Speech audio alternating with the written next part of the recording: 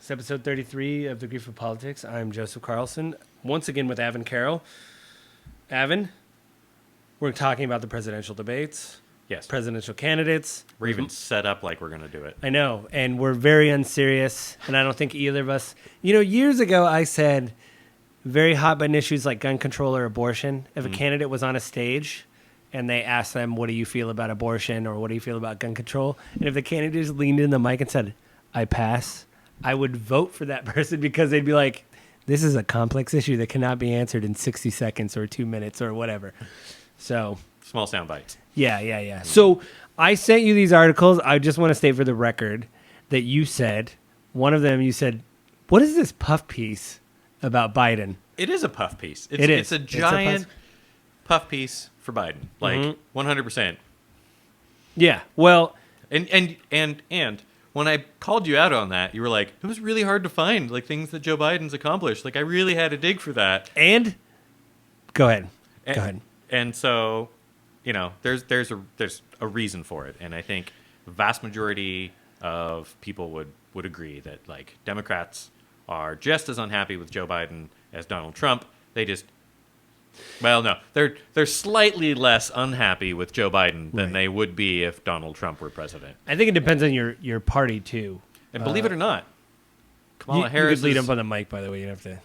I mean, hopefully the mic is picking me up from It's here. probably if fine. not, You're fine. This is a new setup. We're trying. Believe it or not, Kamala Harris's approval rating is actually even worse than Joe Biden's. Oh. Joe Biden's is negative 15%. Harris's is negative 18%.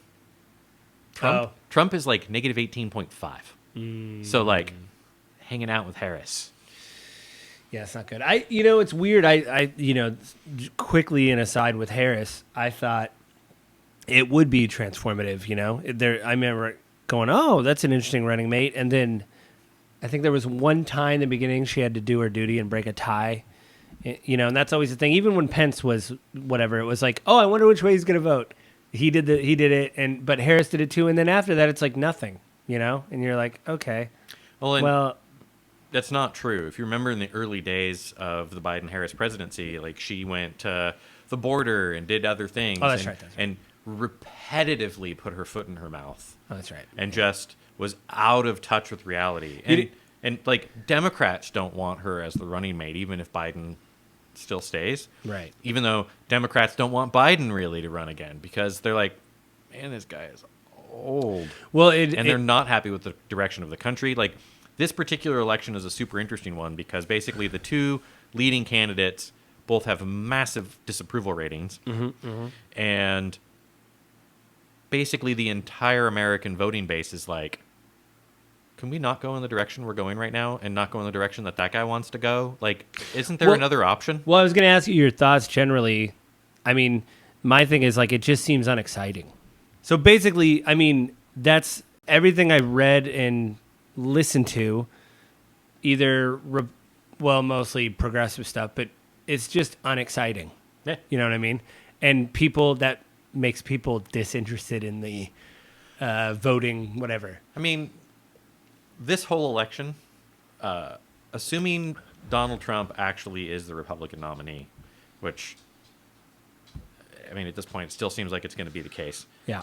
Assuming Donald Trump is actually the Republican nominee, the entire election is going to be, we must beat Trump. We must beat Biden. There isn't going to be any discussion of policy. There isn't going to be any discussion of like, let's move the country forward. Let's improve the economy. Let's make people's lives better. Hey, we recognize that no one's happy and doesn't feel like the country's moving in the right direction. Let's have some leadership and maybe correct our course a little bit. No, the entire election is going to be, oh my God, you can't let that guy in office. Right. If you do, the world is going to end. And on both ends. Yeah. Because like, the Republican Party and the Democratic Party have basically built up both of the frontrunners as Satan. He's worse than Hitler. And if he stays in office, all your babies are going to burn alive in the street. Yeah, and that's, like you said, both sides. Yeah. Both sides say that. Yeah. So as somewhat more conservative leaning, what did you feel about like the debates with all the candidates? The New York Times article we had laid out the candidates. There was Nikki Haley, Chris Christie, Mike Pence at the debate. Vivek Ramaswamy, DeSantis. Yep. Tim Scott was there. Yep. And was it Burgum that was there? One guy hurt himself. He like tore his Achilles or something, and they said he was. I think it was Burgum. Yeah, he was on. I didn't actually watch the debate. He was on. I watched highlights. Yeah, I did too. I couldn't like the wind up and everything. I just couldn't. I wanted to get to like the questions and stuff like that. So like a lot of people cut out just like the questions and the. Well, and I was at the office, so it's just yeah. And yeah, while you were commuting while it was on, so yeah, I probably could have listened to it. Yeah, I think the one critique I heard, which was I thought kind of funny, was the this was the vice presidential debate to see who Trump's running mate was going to be, which I don't think. And everyone says Vivek is the one that's auditioning for it because he's like the second MAGA right Republican on the stage. Well, it's weird, though, because every interview he keeps saying that Trump was probably one of the greatest presidents we've had or did an amazing job. And so then the follow-up question from people on the left is, so why are you running? Mm-hmm. Like, so why? Okay, if he's so good. I think he said in an interview that he wanted to go. He didn't think Trump completed what he set out to do, and he wanted to finish what Trump started, basically. So my opinion of Vivek is very unflattering.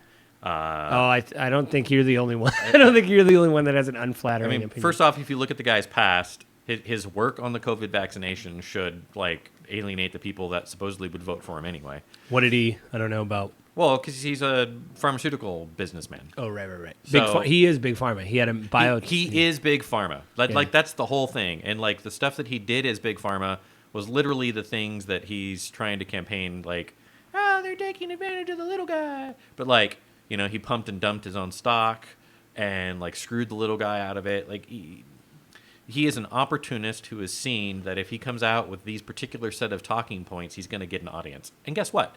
It's working. It is. He's actually a contender. He did have a debate with Mehdi Hassan that didn't go... Mehdi Hassan didn't have like a mic drop moment because I think he's a good debater. Whatever you believe about his politics, Mehdi Hassan's actually a very good debater. But what I saw in the interview was Vivek tried to dodge a question about Trump because what he said was, after January 6th, Vivek had a tweet or something that said what Trump did was abhorrent, literally like abhorrent and terrible. And so Mehdi just asked him 4 times, what did he do that was abhorrent and terrible? And Vivek kept trying to dodge. And Mehdi said, you still haven't answered the question. And then like that third time said, that's 3 times you haven't answered the question, and kept just repeating the question. And he kept kind of dodging. And that's when it wasn't a mic drop moment. It wasn't a gotcha. It was just like, so you're just flat out refusing to answer the question type thing, you know? And I will say the one good thing with Vivek that I liked was what he defined woke in a way that I think, although I don't agree with it, we had that episode on being woke. Yeah. He actually defined it where I was like, okay, if that's your definition of woke, then I understand where you're coming from. I don't agree with you, but like, instead of people not being able to define it or it being whatever it needs to be in the moment, he did define it. So I was like, well, at least there's that. At least, you know where he sits. He's not an unintelligent person. I just think that he is a straight-up opportunist. I 100% think that he's trying to get on Trump's good graces because he's thinking that Trump's going to win the presidency, and if he's somewhere in the cabinet or anywhere else, right, like, he's won. Yeah, and then he said I think, on the Mehdi Hassan show or some other interview where he said he really wants Trump to be part of his team and be in the cabinet or be an advisor, and everybody's like, Trump is not second fiddle. He will not take a job. Every single one of the Republican nominees, when that whole like the debate was, who's running for vice president, like every single person up there has said publicly, like, I'm not running for second place. But I don't buy it at all. Yeah, Trump's in the 40% approval rating with conservatives or whatever, and the primary conservatives. He's got at least a 30 to 50% lead, depending on what polls you're looking at. Now, that's probably going to change as the trial dates for all of the indictments get closer. Yeah. But it doesn't hurt Trump. The thing that I'm just still befuddled with, and I've probably said it here before, is like, I don't know a single conservative person, not one, who is like victim politics is a good thing. Victim mentality is a good thing. Like, well, I find that strange. It's the polar opposite in conservative politics. Yeah, I like know. all the time. Don't be a victim. Don't be a victim. Yeah. Don't be a victim. That's and yet Trump's whole campaign is, I'm a victim. They're out to get me. Support me. I'm a victim. And everyone's like, they're out to get him. He's a victim. Let's support him. And I'm like, it's a witch hunt. You still hear that. It's a witch hunt. The guy's a freaking loser. He lost you the 2020 election. He lost the midterms. Yeah, he lost the midterms. Like, he's toxic. Yeah. And he's... Oh, sorry. Something. I have cats. They're adorable. Yeah. Being distracted. We both have cats. We find them adorable. They're adorable. Anyway, like, the whole campaign for Trump right now, all of it is Democrats are out to get me. Mm-hmm. This is a witch hunt. They're like, this is the worst thing that's ever happened. Yep. I have a friend who's like, what we're doing right now is a banana republic. This doesn't happen anywhere else. Did you bring up the Hunter Biden thing? They're actually... the last time I saw him, I actually did bring up that, yes. And he's going to be indicted on gun charges, so that's something. Actually, it sounds like that's going to go away. I thought that it was renewed. They did it, but then came around and like there's something about that particular law that may not apply. I just saw yesterday. But regardless of what it is, they're actually going to do There's the a process. Impeachment inquiry into Biden. Like, are you related? I'm like, cool. Now, mind you, it's all Republicans going through and doing it, and everyone's like, the Republicans are doing this without support, and without a vote. Well, and then it's like, but the Democrats did exactly that and opened the floodgates. So, like, turnabout's fair play, well, guys. Even some conservatives are like, not even moderate ones, like ones that don't like Biden are like, is this the best use of our time? Like right. They're like, right. Of which, personally, hey, if there's smoke, there's a pretty good chance there's fire. Let's take a look. I had no problem with it when they did it to Trump. I have no problem with them doing it to Biden. Yeah, we should be holding our elected politicians to a very high level of standards, and we just don't. We don't, because our side has to be the good guy. Yeah. You have to be the victor. We have listening to a really interesting podcast on the way down here, and like reading some articles for our next podcast related to it, and it's just it's further solidifying my viewpoint that people are tying way, way, way too much of their identity to their politics, and if you question their politics, you're attacking their identity. Yeah, well, I mean that's a big. I've been thinking about that too, but I mean, you said kind of what my brain was trying to work out, which was I have heard that a lot on the right about, don't be the victim. Don't. You gotta push through. Whatever you're. Lift yourself up by your bootstraps. Yeah, don't. Which ironically, I don't know if people know the actual quote, but when Martin Luther King was saying that, he was being facetious, saying people are telling us to pick us up by our own bootstraps when we don't have boots. So now everybody says, pick yourself up by your bootstraps. Like, you didn't hear the quote. Anyway. Happens all the time. Yeah. Yeah. But I think, it's something that I thought about that you hear that, especially like the Daily Wire and stuff, they always go on about victimhood and don't be a victim and all that. And push through. If it's a problem, you just got to grind it out. You just got to overcome what it is. Mm-hmm. And, but when it comes to Trump, oh, wait, he's the victim. It's a witch hunt. Which I will say on the left, there's been people pointing out on the left, they would love to have a debate like this where people that probably know a little bit more about the law and everything, like conservative and liberal, go over each charge. Because everybody said, it's a witch hunt. It's like 91 charges? You don't think one of those is... I haven't actually, right. So like we've gone over this before. Like the news is just so frustrating for me that I generally just don't follow it. Like I read the articles for this, and every time I'm like, ugh. I don't follow it as closely as I should. But conservative friends that I talk to aren't hearing the charges because they don't want to. So they're getting their media from one particular source, and they're not bothering to go get it from another source that's actually giving them all the details. I don't know a single one that's actually read through all the charges. Like I think I told you before, I had a friend of mine that I was talking to a couple months ago about the charges against Trump, and he's like, oh, it's a big, huge witch hunt.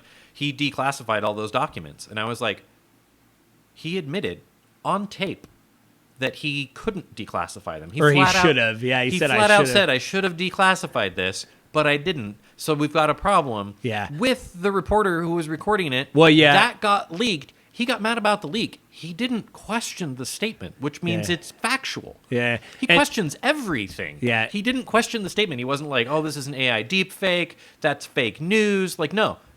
He was just upset that it leaked. So apparently, So he admitted flat out he couldn't have done what he did there. So Yeah. like, he's already going to lose that one. yes, they're all going to be vice presidents, whatever. Was there somebody? Oh, you know who we forgot to mention was actually we forgot to mention DeSantis. No, we said DeSantis. Okay. Yeah. Well, maybe I just forgot him in the moments that I said his name, and Yeah. I don't. He seems to be drowning a little bit with. Like he's doing all right, but not great. He hasn't really got a bump from the debates. It seems like some of his money's going away, or maybe being allocated to another candidate, maybe, or whatever. I wouldn't be surprised, to be honest, right? Like, the meme that came after the debate, that whole like can't smile, weird awkwardness thing that came out of it, Which right? was weird. That wasn't the first time either. Even when he had zingers, they were awkward. Yeah. Like, just the intonation of his voice and the volume and like the way it was like. Well, even he was Are on you the faking your emotions? Like, are you a robot, man? Yeah, well, there was a thing on the campaign trail where it's like a meet and greet, and he's meeting people. And what I thought was interesting was there was this little girl, and they were handing out ice cream, for like the people. Yeah. And it's a little girl; she's maybe 7 to 9. Yeah. And he goes, "Oh, what do you got there?" And she goes, "Oh, ice cream," And he goes, "A lot of sugar in it." And I was like, "It's not." He's got kids too. I told you this offline, but I think. There is parents. I mean, I heard an interview with Ben Shapiro, and I think he was half joking, but he said, it's hard for me to care about people that aren't my family. And I think he was half joking, half serious. But I've talked to parents like that, too, where they're like, a kid will just be going nuts. And they won't hit the kid or anything, or like step in, or just be like, knock it off. They'll just leave him alone. And I'm like... Are you for hitting kids, Joe?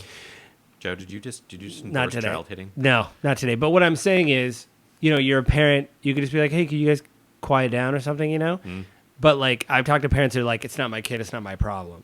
And I think with DeSantis, maybe he does. I mean, obviously he loves his family a lot, but like there's not that connection with just kids or people, and that's like you said, his general problem is like he just has no riz, as the children say nowadays, no charisma, no riz, and that it just seems like he's people. I don't know if you ever seen The Boys, show on Amazon about. I'm familiar with it. I haven't seen it. So I don't think I've seen the episode, but there's a meme going around with Ron DeSantis trying to smile, and then Homelander, who's a psychopath Superman, trying to smile, and it looks very similar. And now people are like, well, I can't unsee it now. These two men that are trying to smile. The thing is, though, is it's probably never going to actually hit DeSantis's base. Right. He's won over his fans, and they've made their decision. Now, some people will change, right? We know that's going to be the case. And when we start getting through the primaries, people will start to drop out. But, the reality of it is every one of these people is super confident, bordering on arrogant people. So most of them are probably going to stay in the race. Most of them probably are not going to drop out. One person did. Suarez. He was Florida, right? I think he was like a governor of some... Mayor of Florida somewhere. Yeah. Orlando. Right. Like, super, super small. And, he wants to get out of the way. We ran into this in 2016. There was a reason that Trump was the nominee. Too many people kept running. Trump never, ever would have gotten the nomination. We wouldn't even have him as president if some people had just swallowed their flippin' pride and stepped aside. Yeah. But no, we can't do it. There's a whole bunch of arrogant, self-important people in the Republican Party, and the Republican Party can't figure out how to rally around a candidate. Yeah. And the Democratic Party can't stop rallying around people that are just not relevant anymore. Yeah? Because that's what they do. The Democratic Party is like, that's our guy. We're going to rig everything so our guy wins. Yeah. Even this person over here who's more popular, like, no. Yeah, what they did with Bernie Sanders. That's literally what I'm talking about. Yeah, speaking of that, too, with them not having a debate and people kind of like quietly or maybe not so quietly endorsing Biden, that is, you and I watch Breaking Points a lot. It is kind of sad in a way that, I've heard of Marianne Williamson. I've heard of... obviously Bernie, Cornel West, even though he's a third party, he's been doing some interviews, but not a lot. And I would like to hear from these people, to hear their whatever. Usually just seems like it gets clipped out where they get in a disagreement, like the debate, quote unquote, with somebody where they get on something and they just start arguing and then, nothing's really happening. Okay. And they own each other or whatever. But, it's just, it's really frustrating. And even as me, progressive or whatever. It's I want to see more. Like I want people to go, yeah, if like Newsom has been in the news, he like butted heads with Sean Hannity in a really good interview. I thought, debate, whatever you want to call it. And he supported Biden. But if he said, hey, I support Biden, but I am running for president. Like, he's our president now. I'm supporting him, but I will see him like in the debates. It's like, great. We have another voice. I don't actually know what the Democrats have to percentage of support they have to get a debate. Well, that's my question. So you looked into a little bit more. Are they actually going to do debates, the DNC? Because the article I found was old. I didn't dig any deeper. Oh, okay. I just saw your article was really old and was like, oh, I wonder. I tried to find a new one, and that was like the latest one I could find, but it's conjecture now whether they're going to do it or not. I mean, remembering across my whole life, I don't have memory of any incumbent president ever actually being like forced to go through the primary process again. And maybe they do, but it's like token. Yeah, I think they said it's like it isn't unique because I think they said since Ford there hasn't, like if there's been an incumbent Democrat president, they don't have debates. Yeah, which like I get it, right? Like you're going to, again, rally around your candidate. The Democratic Party does a good job of doing that. In this particular case, though, the rally should be everyone sitting in a room with Biden and having a come to Jesus moment.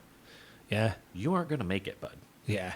Like, well, it's rough, too, because you're hurting our chances. Because the current polling actually, depending on which poll you're reading, has Trump and Biden back and forth by a point. Yeah. So Trump is winning in some polls by a point, and Biden is winning in some polls by a point. Yeah. That's terrible. Yeah. No one should stand a chance in polling against Trump. Yeah. Or against Biden. Or Trump shouldn't stand a chance in polling against anybody. Right. Like he shouldn't. The man is like whatever you think about him, he is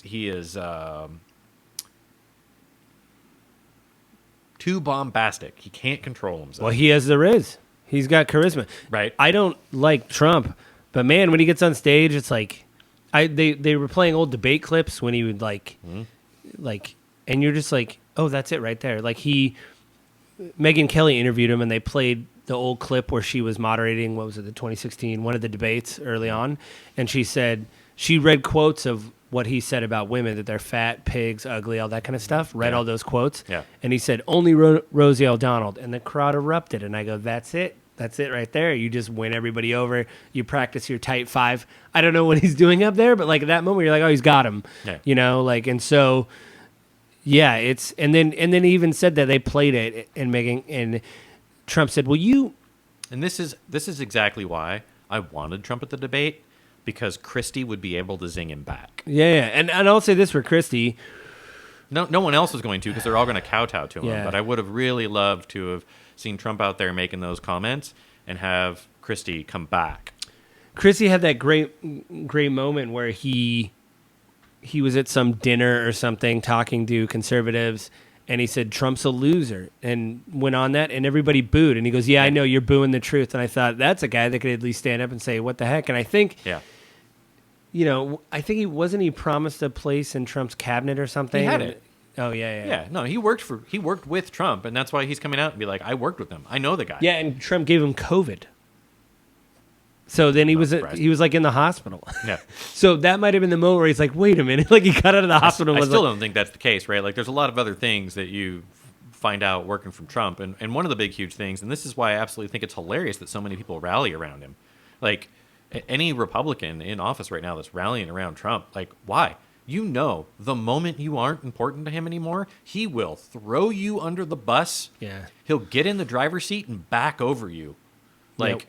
He doesn't care. He will love you and laud you and praise you when you're puffing him up. And the moment you question him, like, you might as well be his worst enemy ever. Yeah, because Bill Burr was like his guy. And the moment Bill Burr was like, Bill Barr. Yeah. I like that comedian. Anyway, Bill Barr, he was his guy with the, whatever you think about the Mueller report, he did all that. But then when he found there was no election interference and they did their own investigation, and he said, listen, there was some interference, but that happens every year, like a dead person votes or well, not a dead person votes, but somebody's got the wrong name on a ballot. Like it was like hundreds of votes, not like hundreds of thousands. Then all of a sudden he's like the corrupt Bill Burr, the like, and everyone buys it. Yeah. Everyone buys it. I don't talk to a single conservative friend, not one, that thinks that. That's not entirely true. I do have some conservative friends that are like, yeah, Trump definitely lost the election. But most of my conservative friends are like, no, it was totally stolen. It's totally corrupt. What about all the fake votes? What about all the mail-in ballots? And I'm like, are you kidding me? Are you serious? like the accidental 100 that got whatever. There hasn't been a single substantiated claim, even in the incredibly conservative states, that's found any level of voter tampering. Yeah, like Arizona, they recounted twice and nothing. I think Pennsylvania twice and nothing. It's such an infinitesimally small amount of numbers, but people are so disconnected from facts and reality. They're just bought. It's like, well, does that mean talking to those conservative friends? Does that mean are they still going to vote? Or are they going to go to a voting place? Or are they going to do mail-in? Because one of my conservative friends the other day posted a post on Facebook about how Washington's election is a sham because it's all mail-in voting, and they live in Washington. Yeah. So do you think that's gonna? Do you think it's gonna be like 2020 where, Biden may lose support among people, but if people don't vote for Trump because they think everything's rigged, do you think that would like sway the percentage points in the other way of like, well, I mean, maybe enough conservatives won't vote because of that, but I don't know. I mean, we're going to go back to most places having open polling stations, right? Yeah. And so that's I would go into a polling station if it was, convenient, but we don't have them in Washington. We are a 100% vote by mail state, so you could. I did years ago, like when Obama, but it's been decades since we've gone to exclusively mail-in voting in Washington state, which is why Kim Wyman was hired by the Biden administration. The Republican Secretary of State of Washington was hired by the Biden administration to help them with like voting policy and rules, because Washington State's mail-in voting system is seen as the gold standard because we have such a low level of interference. Yeah. Because we do a very good job of it. We've been doing it for so long that we've figured out how to manage it and how to make it more secure and how to make it more trustworthy. Yeah. And my friend that lives in Washington posted the comment about like it's big, huge. Like, how do you trust voting in Washington? And it's the same thing you always see. Put $500 in an envelope and mail it. If you don't trust that, why would you trust mailing your vote? Okay, well, I'm trusting the post office not to lose my money versus trusting the post office not to lose my vote. The thing is, in Washington State at least, you can log in online and see if your vote was actually counted. It's not hard. I didn't know that. It's not hard. I'm not surprised you didn't know because it's not broadly publicized, but you can log in and see if your vote was counted. I think for me too, there's been talk. I don't know. It's on the conservative side, but I know on the liberal side, it's like, should we make it a? I mean, we did an episode on voting, but like make it a national holiday. 100%. I think we should. Yeah. Because those polling places that are so far away, it's like, okay, well, you have all day, and it sucks. But if this is the only way you can do your duty as a citizen, right? Then make it a holiday. And then the reality of it is people. Anyone I talk to, anyone listening to this show is probably going to agree, right? Like it just feels like life is getting harder and harder and harder to get by. Yeah. It feels like we're working more and more and we're not getting ahead. Mm-hmm. I think that's the pretty common refrain, right? We talk about during the pandemic, towards the end of the pandemic, right? Like there's all these people that are getting raises and there's this fear of a wage price spiral where wages are going to go up, so prices are going to go up. Gas went back up to $5 a gallon again. Wages are going to go up, prices are going to have to go up, right? And gas is getting more expensive. It's actually trickling back down. The most recent Consumer Price Index report came out a couple days ago. So we're recording this on Saturday, the 16th of September, 2023. And Wednesday of this week, CPI came out, and oil prices are actually sort of like... The crude oil or actual... Creeping back down. Crude. Yeah. Because I know it was like $5.19 a while ago. Am I remembering that backwards? And actually, gas by my place went down by 10 cents a gallon this week. So it's like what, $5? It went from $5.17 to $5.07. Yeah. It's still over $5 a gas in Washington. But we also have the most expensive gas in the country because we have crazy high gas taxes that our governor refused to put a moratorium on during the pandemic. Yeah, that's good. Anyway, so we talk about like wages are going up, but the studies coming out and the research showing that is like, yeah, it is for the top half of wage earners, but for the bottom half, like it's not really moving a whole lot. Well, I mean, not to. I think we should do an episode on unions, but there, you probably heard of the United Auto Workers. I mean, there's this thing of like, hey, we just want what you have. I mean, the auto workers. That's what the president of the United Auto Workers, the strike thing, said. Is he said, CEOs got a 40% wage increase. We want a 40% wage increase. You know, was it a wage increase or was it stock? No, this was actually their Base compensation? Yes. So this is the common refrain that we have back and forth all the time, right? Like these super high paid executives are very frequently paid in stock options and other stock benefit and profit shares and stuff like that. So that's where it does. Well, the thing is, I need to read about it more, but I mean, we're going to derail the thing because we're going to do 3 episodes this episode. But yeah, I mean, I don't like for me. I mean, just speaking personally, it's kind of unexciting this time. Yeah, and it's a rehash of the last election. I had a friend yell at me for voting for Biden last election. It wasn't you. I don't have a lot of friends in my index. I wouldn't yell at you over that. I would disagree with you, but I wouldn't yell at you. Yeah, yelled at. I got yelled at. Well, yeah, because to the most conservatives, the other guy is the devil, and your children are going to burn in the streets. Like, the hatred is visceral. The podcast I was listening today actually used a perfect wording for it. When someone attacks your politics now, because it's become such a big part of our identity, it's an existential threat. Because my politics identifies who I am, and if you attack my politics, you're attacking who I am. So psychologically, it's a psychiatrist. No, he's a social scientist, but a lot of psychology in his background. Yeah. Who did that? And I was like, oh man, that's such a perfect way to describe Well, it. I mean, one thing I'll say that the same friend like complained about our show, which is awesome. I was like, feedback. Yeah. Give a comment. Even if it's mean. Yeah, yeah, you can do mean ones. Because I'm like, oh, we're cool, frowny face emoji. I don't know what that means. But I mean, the reason why I like doing this with you is because we both.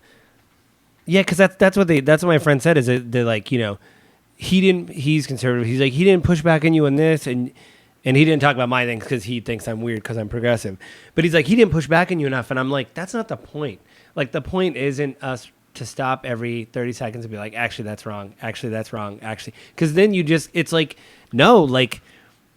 It's to understand. Yeah, it's like, okay. And then I told you, like, I listened to a long interview with Ben Shapiro, and I don't agree with his politics, but that whole interview, it was from the Iced Coffee Hour. I forget the host name, but they're like real estate people. But they interviewed him for almost 2 hours, and Ben said, oh, this is how my brain works. And then, like, explain certain things, and you're like, oh, wow. So, like, I don't agree with him, but now when he says something on a show, I'll be like, that's why.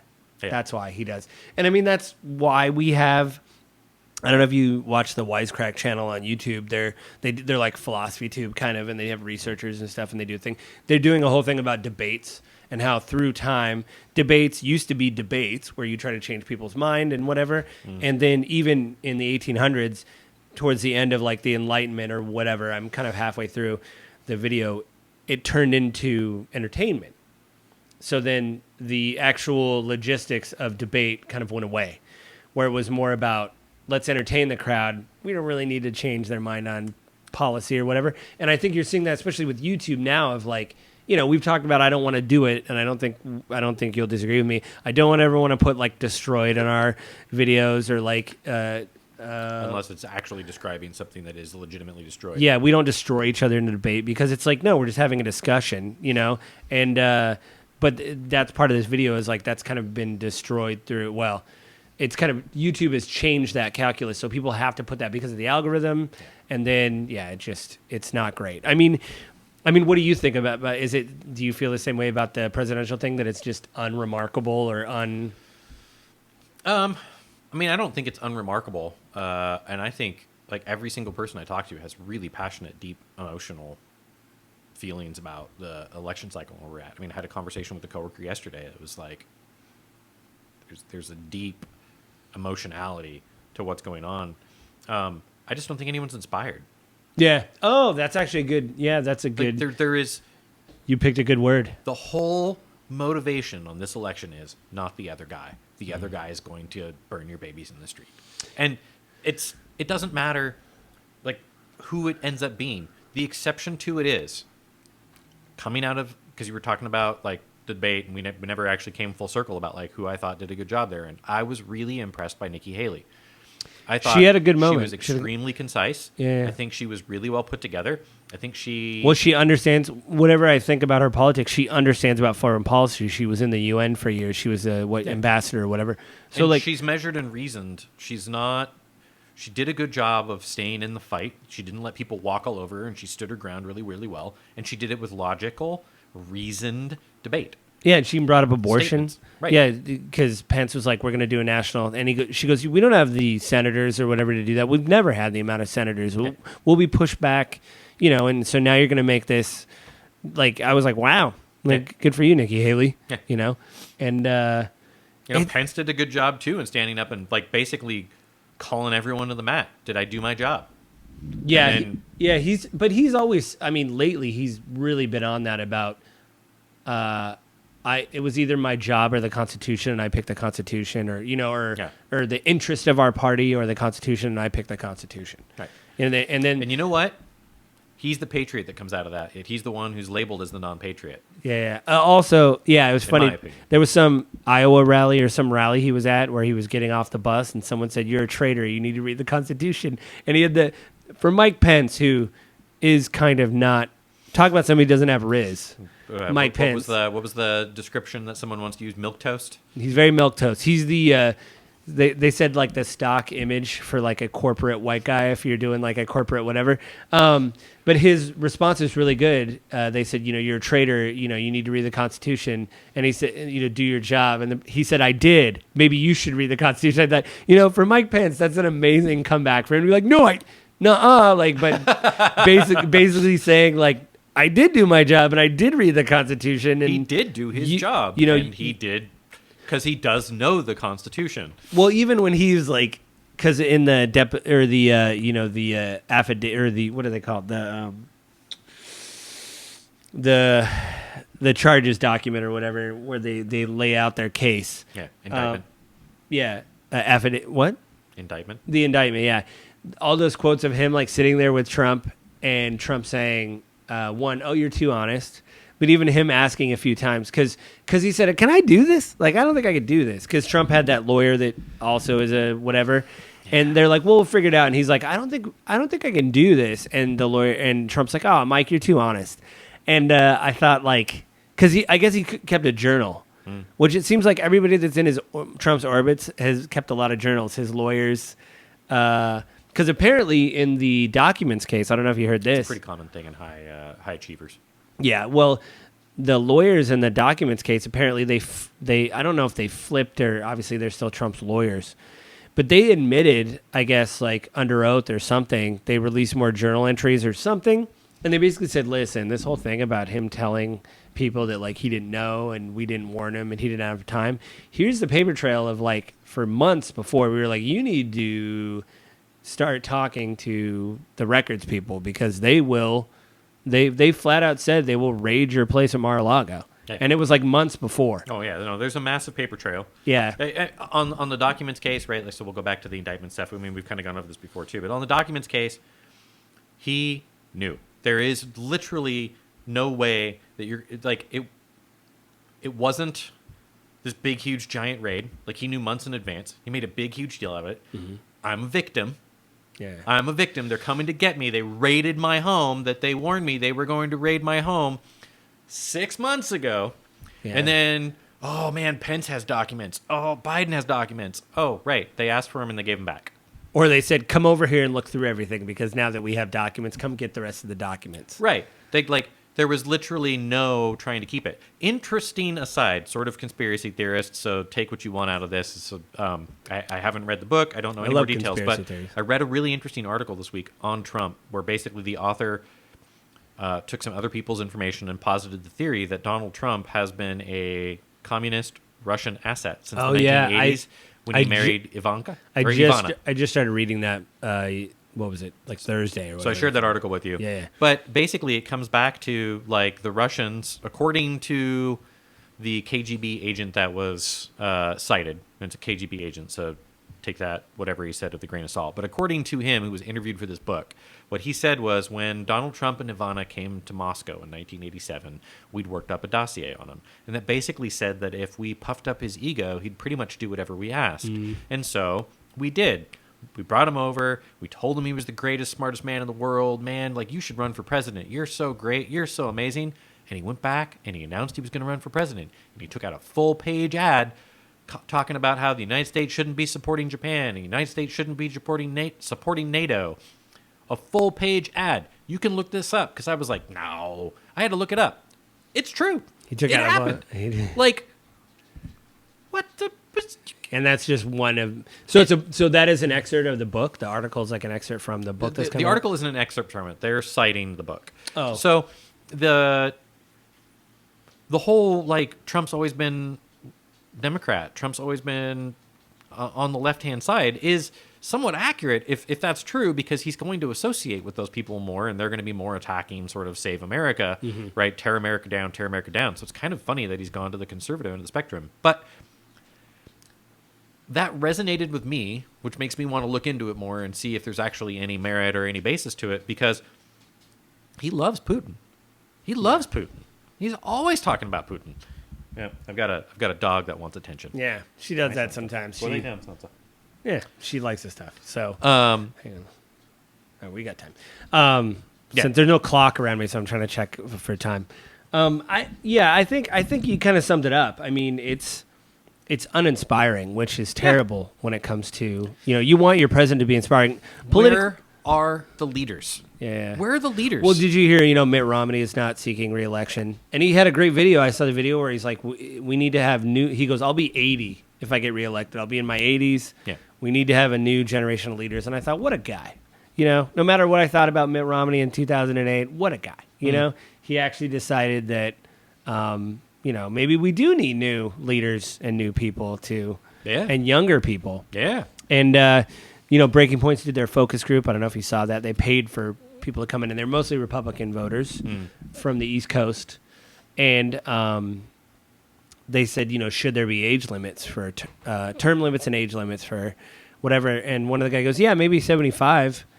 And then, when they were analyzing it afterwards, they're like, Trump's 77, so he'd be past your, which I thought was interesting. It's like, yeah, like you said, people, I mean, you can be too well informed, but some people are just not informed, and there's stuff too, like stuff ruins, if it ruins, like we did our media episode, if it ruins your bias or whatever, then no Sansa.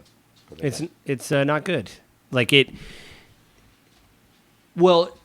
I mean, people will lash out if something doesn't conform to their bias, instead of just like I try to. Since I realize where my bias is, I try to say, okay, let's just take this for what it is. Right. And I watched a debate between several progressives talking about third parties. And one time I was on one side agreeing with one person, and then somebody analyzed the other side, and I was like, oh, they both bring up really interesting points. I think I agree with this side. But I didn't jump down the throat of like one party or another. I was like trying to listen to which is hard. And I hate to say it, but at least trying to understand the other side. And that's hard nowadays too, because neither side is really concise anymore. It's all just sort of, I'm going to attack. Yeah. There's very little substance. There's very little policy. There's very little like hard facts and like what's going on. It's just like the other side did this terrible thing. Yeah. And, Biden did a terrible, terrible thing. Trump did a terrible, terrible thing. Right. You and I have talked about it multiple times, and you keep saying the same thing. But he is, where I talk about all of the accusations about Trump being racist. And you're like, yeah, but he is. That's your common response when I bring it up. Well, I mean, I'll have some articles to back it up. But if we did an episode on Trump being racist, there's and it's not just like something he said. I mean, he was in court in the 70s because him and his dad wouldn't rent units to black people, and they had to go to court. 1970s. Well, it kept happening. You got to go back 40 years. Well, it also kept happening. I mean, if we did an episode on that, like, there's actual things like that happened recently. But there's counterpoint evidence too that would also bring up like instances where he's been charitable towards minorities. Right? The guy is an opportunist. He doesn't care. He's going to do what's right for him. He will screw over minorities if it's going to put money in his pocket. Yeah. He will help minority if it's going to put money in his pocket. It's not racism in that Well, case. it's just like just opportunism. It's just like when he went on when he got the vote from the LGBTQ, he was holding up a pride flag, and they're like, "We're gonna vote for him." I'm like, "What magic did he cast on you?" Listen, I played D&D. What charm illusion did he? Because my God, man, that's the guy. You're like, he's our guy. I'm like, what? No, it's like at the end of the day, he's going to do whatever is in his best interest. He's not a Republican. He's not a Democrat. He's Trump. He's for Trump and only Trump. So it's he's like not a patriot. He doesn't care. He would wipe his butt with the Constitution if that was the only paper he. Well, had he to wanted do to. Remember, he did that tweet about basically throwing the Constitution out and reinstating him as president. Right. Like there's no. Or I'm sorry, it was a truth. It was on Truth Social. There's no. Yeah, I don't. I'm just absolutely astounded by it. And then listening to that podcast this morning on the drive here, and he was talking about people like have so much tied their identities to their politics that it is part of who they are. So when you attack their politics, you attack their identity. And so many people really liked a lot of what Donald Trump was doing, and so they just sort of accepted it. And there's an interesting parallel. About a month ago, I listened to a podcast. Some people will know it. Most people probably won't. It's called The Rise and Fall of Mars Hill. And it's a podcast that goes through the rise of and collapse of a very large Seattle megachurch. It started off very small in the 1990s, grew up in the 2000 teens, like 2010, 11, 12, to being like a 15,000 member, 17, 18 location church, centered out of downtown Seattle, the most unchurched city in the country. And it all sort of built up around the cult of personality of the pastor at that church. His name was Mark Driscoll. And then everything fell apart behind that too, and so many people's identities was hurt because they built up around him. Well, there's a book coming out, or maybe it's out. It's about a guy was like a now he's a psychologist, I believe, and he was in a cult. Obviously, he's not now, but he also goes and deprograms people that have been in cults, or at least does therapy and counsels them. Yep. He wrote about Trump. I think it's called The Cult of Trump. Of like, hey, this is ringing a lot of bells because like I was in a cult, and I've researched cults, and I've I mean, the question that I would ask, and if anyone's listening to this that can answer this, why? Oh yeah, right into gwgpodfellows@gmail.com. Yeah, Why? What about Trump? Like, what would it take to actually change your opinion about the man? What would it actually take? Are you capable of changing your opinion? Because all the charges that are against, I don't think anyone that's dyed in the wool pro-Trump right now, if he's indicted, is going to change their opinion. No. I don't think they're going to trust the indictment. Yeah. Even though a lot of the judges are his own appointed judges. Yeah. Well, let me tell you something. As a progressive, if they found the whole Burisma, the whole thing with Hunter Biden and Joe Biden, if they found like a connection and there was money, I would be the first one to be like, I knew it. But it seems like with Trump supporters, they're like, no, no. Joe, I'm just going to be honest. I don't think you are the first one to say I knew it. But you might be like, all right, he should be punished.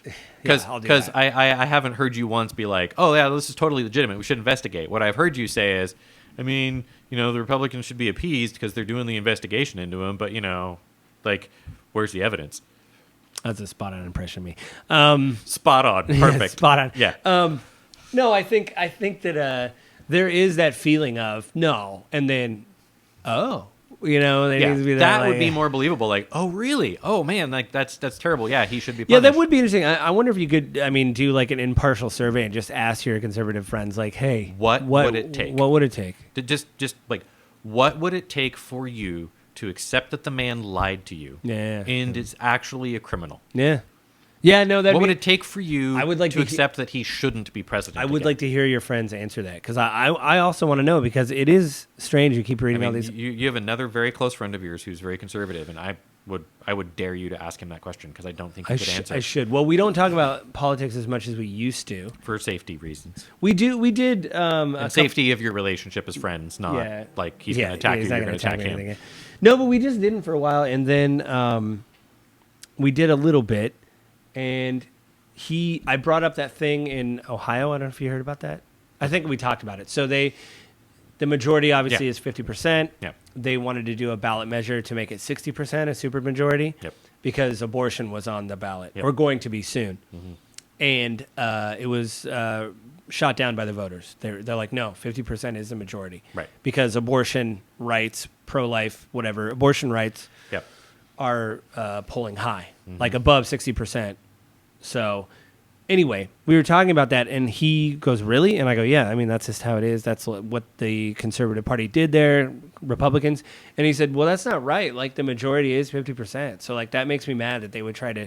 And I go, well, they feel that's how they have to win. They have to push it to 60%. And he was actually like, oh. Like, that kind of made me upset about that they would. And I go. And the reality of it is I think if you get people into base conversations and you're not attacking the viewpoints, if you're actually just like trying to understand where they're coming from and then asking good, like, but what about this? What about that? Like, people frequently don't actually dig into their viewpoints or opinions. I think you can have a much better conversation on that. So that's why I want to ask the question, like, what would it actually take to you, like, really dig in as a conservative person who's pro-Trump? Like, what would it actually take for you, except that this isn't a witch hunt? Right. This is an actual, like, investigation. Like, because Trump's never, ever going to say that I should be investigated, right? Like, he is a narcissist. He is the textbook definition of it. He only cares about Trump. He will sell our country down the river he might have save his own butt. Yeah, he might have already, like you said, with the Russian thing. I know Saudi Arabia. If that's truth, like, I want to look into it a little bit. But, like, that makes the reason that resonates with me is because of the documents that he actually kept. Yeah. Like, why would he fight so hard to keep that stuff unless he actually was beholden to somebody else? He was doing something, yeah. Right? So if he couldn't profit from it, he wouldn't have done it. Yeah. I mean, I know it's early, but I mean, was there somebody on that stage that you're thinking of voting for? Somebody like Christie or... I mean, looking between the Republican candidates right now, my division at the moment is probably between Christie or Haley. Yeah. Haley, because I think we need a more measured person in office, and she did a really good job of recognizing, like, if I'm president for everybody. Now, she didn't word it this way, but that was kind of the whole viewpoint of her abortion argument, right? Yeah. Like, I think there is a debate at the end of this month, another one. 27th. The next one? Yeah. So is there only going to be one less person because one person dropped out? Probably. Or do you have to... And Trump's likely not going to show up again. Because I know the first one you have to get a percentage of whatever to even get on the stage. I honestly Does don't that happen know. for the second one? I wonder. I haven't looked. And you know what? Like, that article that you shared from Newsweek about, like, are Democrats actually canceling it, right? Like, Marjorie Taylor Greene put out, like, Democrats, how are you allowing this? What's so wrong with you? And I'm like, but we discussed at the very beginning, like, the incumbent's basically never challenged. Yeah, they're like, he's the incumbent. You wouldn't challenge the incumbent if it was Trump. And they're not. I mean, yeah. I mean, I don't know. I still think it's one of those things where it's unexciting and uninspiring, but there is some things that Biden did that I think I'm with Secular Talk with Kyle. I always say his last name wrong. Kalinske, is that the bar was so low you just had to trip over it. And Biden did do some things that he mentioned in a debate or something he was doing. He's like, here's the things that he's like passed, and I agree with these. Yeah. So if I thought he was going to trip over the bar, he bunny hopped over it. So that's more than I expected out of the thing. You know? I mean, at the moment, most independent voters and most liberal Democratic voters are going to vote for Biden anyway. Yeah. No one is going to vote for Trump. If conservatives put anyone who can talk concisely, who doesn't have to speak in sound bites, doesn't have to speak in zingers, but who can attack their opponent with actual data and facts, who can be composed. If the Republicans put basically anyone on their ballot other than Trump that can do that, Pence, Haley, Christie, Vivek isn't going to win it. Right now he's getting a lot of sound bites. Maybe even DeSantis, but I don't know that DeSantis is actually going to ultimately win, even though he is the number two. He's starting to slip. Like, the number two, depending on what poll you're reading, is slipping back and forth. And I keep hearing about, like, a reset. Oh, they're going to reset his campaign. I'm like, again, he let people go. Right. So if Republicans put anyone else that's, like, somewhat composed and put together against Biden, they're going to win. Right. Because I think the majority of Americans are more towards the center, right? Bell curve. We know that there's the extremes of the left and the extremes of the right, and that's what we talk about because those are the people that are the most vocal. Yeah. But the reality of it is most Americans are somewhere in the middle. And if you've got a centrist candidate like Biden, Yeah. if you've Yeah, got I mean, yeah, I'm not one of those people that he's if the Democrat and so the Democrats are taking a risk not humoring looking at somebody else this early in the game, because if Trump isn't the nominee. Yeah. Well, it's a thing of like, yeah, I mean, that's what it is. It's sad, but I mean, that's a state. I mean, we may have another episode because obviously we have another year of this. I got my dates mixed up and I go, oh, it's soon. Oh, no, it's not. I don't know why I thought we would have like. I don't know. There's way more coming out. There's way more coming out. We aren't even. We don't even have the actual candidates chosen yet. For me, I hope and pray that on the Republican side, people start dropping off fast after the New Hampshire primary. Like, yeah. I really, really hope that people start dropping out. It's going to be really strange too for all those candidates because you poll really well in one place and you think I got it, and then you tank in another. Like Iowa, you do well, but then New Hampshire, you don't do. Like. So as a candidate, you're getting all these mixed messages of like, oh, what am I going to do? I mean, I don't know. Maybe that's for them in their campaign to decide. So, well, Avin, it's it's been informative. I do you kind of really hit on that. It's uninspiring, which is terrible. Yeah. I'm uninspired. I'm doing what it does feel like, well, I did this last time. I have to do it again type thing, Where are the leaders? Yeah. We don't have any. I haven't seen a single leader out there, and probably the only person that I've seen actually show any level of gumption is probably Christie. Yeah, just calling it. Yeah, like I'm gonna call it out, and I'm gonna take the hits for it. I'm gonna literally take the booze. Yeah, yeah, and I'm still gonna be out there and stand up and do it. And agree with him or not, like he's not gonna get the nominee. There's too many people on the Republican side that just wouldn't. If he's on the ballot, they're not gonna vote for him. If Trump's not, yeah. Maybe Haley. I think she's being a little bit bold, but probably not a whole lot. Probably not, yeah. Pence, he's not willing to call Trump out, even though, like, literally Trump almost got him killed. Yeah. Yeah, I don't know. I mean, that sucks. Well, I mean, that's where we're at. We'll come back to that, though, but...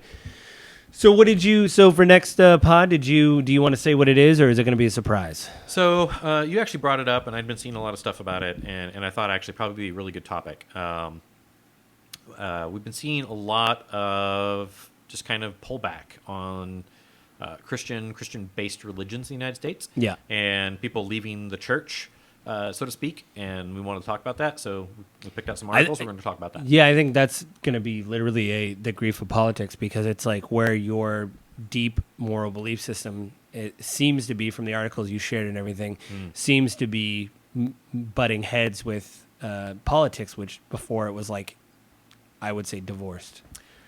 More reasoned. And one of the articles actually that I read recently on it really did bring up, as people are leaving the church, how they're beginning to identify themselves because they're no longer getting that balance. Oh. Well, that'll be good. Yeah, that'll be next month. I just want to remind everybody, if you like the episode, share it with your friends, family, dog, if they have a YouTube account. You can write to us at gwgpodfellas@gmail.com.